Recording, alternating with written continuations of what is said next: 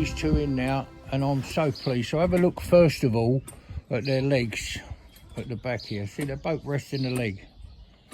He's chomping away on his bit. This horse, the offside horse is the nervous, more nervous type, more uptight horse. You know, he's hard to get, you know, to get him where you want him to be. I mean, a horse that's nervous and uptight, or is frightened of something, or anything at all, it's very hard to communicate with him in the way I want to do it. So I don't want to communicate with whips or bits with curved chains on and all that. I'm not interested in that. I want to do it with me rubber bits and, as you know, with my voice really.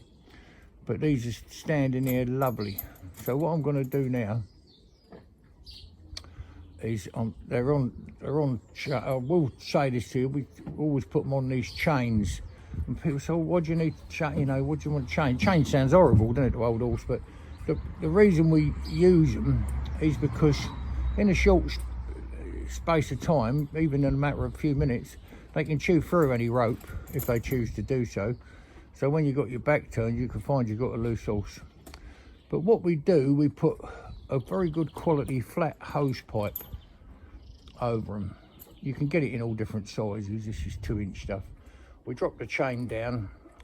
We also grease the chain inside, so that prevents it going rusty. We use galvanised chain, but they all go eventually. Back up. So that's why we do it. But the reason we put the cover over is obviously if he got his head underneath there and he'd come up, chain would hurt, wouldn't it? Obviously, pull his mane out could hurt him. But with these on, they're very slippery, slidey. You know, if he puts his head under, it's not really a problem. I mean, with a rope, you can get a rope burn just as bad. But a chain can act more like a sawing effect, if you like. So that's why we put the sleeves over to prevent that. Anyway, getting back to what I was saying, these horses couldn't stand for love, and especially this offside horse. So he's all right in the yard now. He's good. When you ask him to do anything, now they're tied out in a minute, but I'm just going to engage him now. You come back, babies. Come back. Come back. Come back. Come back. They haven't, you know, wherever they... that's it. Now, the thing is, you've got to do... Come back, babe. Just a little touch like that. That's lovely. That's all I want. Then I'll leave them alone again. Let them settle. I mean, obviously, they can't come back much more than a step and a half. That's all I want. But it's getting them to work together as a pair. You know, that's your problem. And sometimes, you know, quite... Oh, this sounds crazy. We put these horses in and we'll spend half an hour here, take them out and put them away.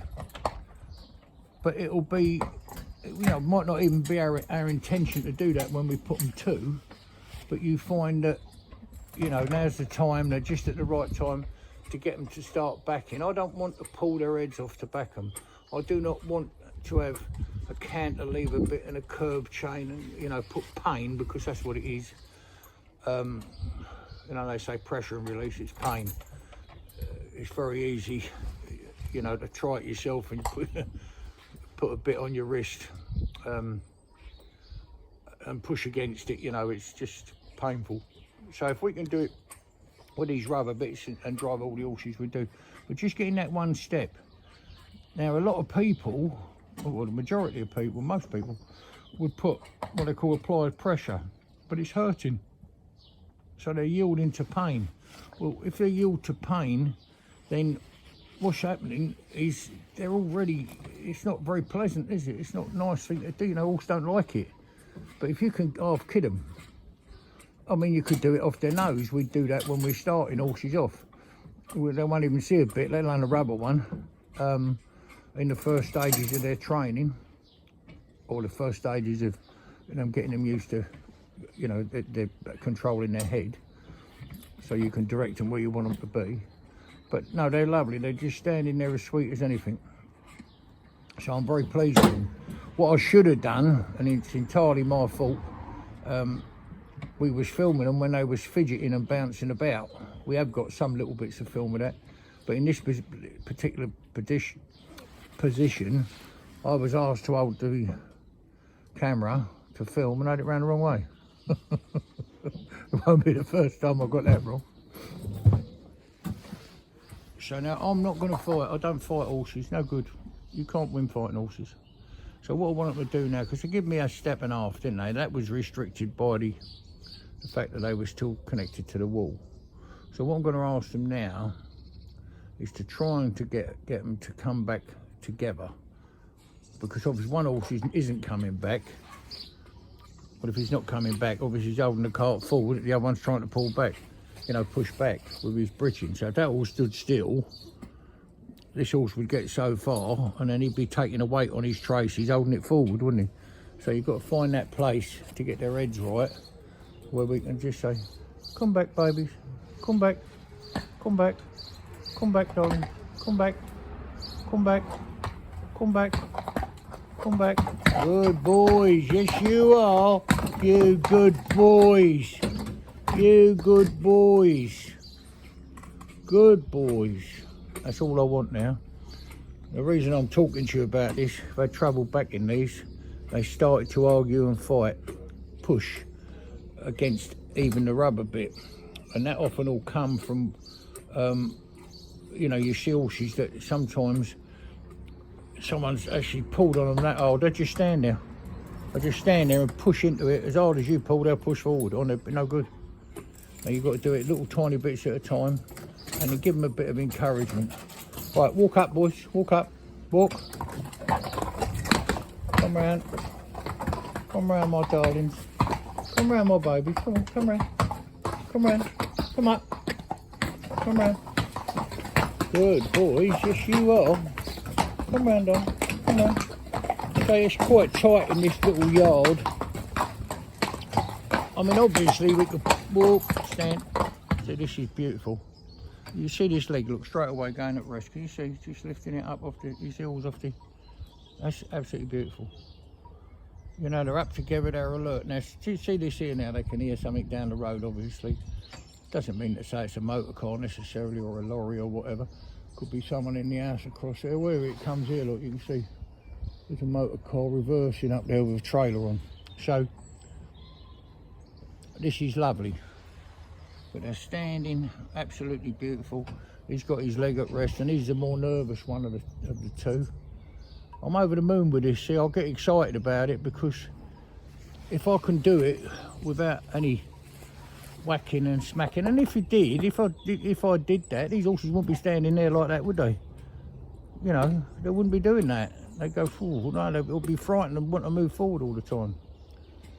So what I want to do now is reel open the gate, and she'll walk past them. I mean, we can do the gate on the automatic opener, but we'll do it as she walks past, because obviously, because they love Ree and, you know, they know Ree very well, they might want to follow her, you know, but I want them just to stand. So Ree will keep her camera going and you see.